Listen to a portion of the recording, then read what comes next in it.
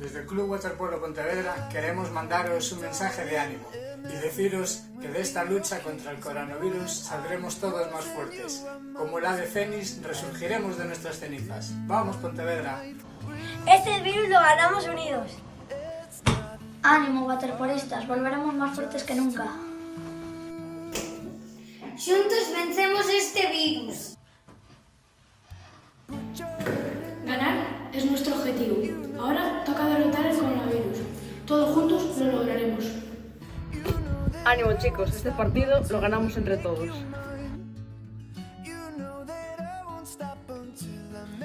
Último empujón para poder ser libres y recuperar todo el tiempo perdido. ¡Ánimo, waterpolistas! Ánimo, waterpolistas, que juntos podremos con esto. Este partido lo ganamos todos. ¡Ánimo, waterpolistas! ¡Ánimo, chicos! No queda nada. Waterpolista, aprovecha el tiempo y prepárate para la vuelta. De puerta a puerta.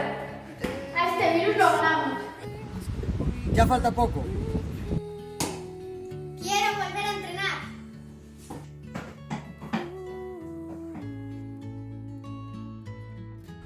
Todos pararemos el virus. Quédate en casa. Juntos venceremos. Todos juntos conseguiremos pararlo. Ánimo, que ya queda menos para volver a vernos. Os echo de menos, equipo. Muchísimo ánimo a todos. Saludos desde el banquillo. Xuntos pararemos este virus e pronto todos poderemos facer ese deporte que tanto nos gusta. Vamos, equipo, a por otra remota épica. Metámosle todos juntos un gol al coronavirus. Mucho ánimo. Quedarse en casa no es una obligación, es una responsabilidad. Este virus lo paramos juntos.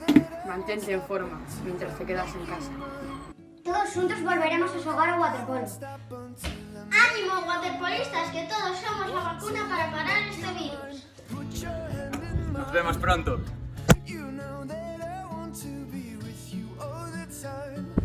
¡Mucho ánimo! ¡Ánimo, chicos!